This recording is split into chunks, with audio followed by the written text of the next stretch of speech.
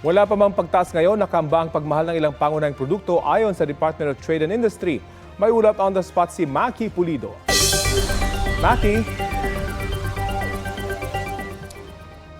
Actually, Rafi, nag-ikot nga ng dalawang malalaking grocery chains si DTI Secretary Cristina Roque para ipakita yan. Ipakita sa publiko na wala pang pagtaas sa presyo ng basic commodities and prime or basic necessities and prime commodities. Ito yung nasa 205 products na canned goods, processed milk, coffee, instant noodles, asin, detergent soap, bottled water at condiments na binabantayan ang presyo ng DTI. Ilang ulit iginiit ni Roque na walang pagtaas sa presyo at stable ang supply ng mga ito.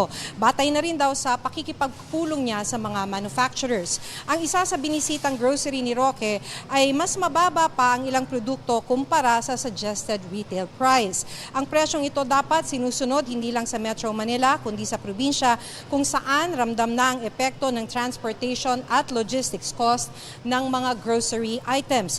Ang mahalaga raw sa ngayon, sabi na rin ni Roque, bago mamili, i-check ang listahan ng mga basic necessities at prime commodities. Ito ay nakapaskil sa mga grocery store at nakapost din sa DTI website at sa kanilang social media page. Pero sabi ni Roque, hanggang April 15 lang ang pagtitiyak na ito. Posible na sa April 16, may mga produkto nang magkaroon ng price adjustment. Hindi pa lang niya masabi kung ano ang mga ito. Ganun pa man, may mga manufacturer din naman daw na nagsabing sa buwan ng Mayo pa sila magpapatupad ng price adjustment.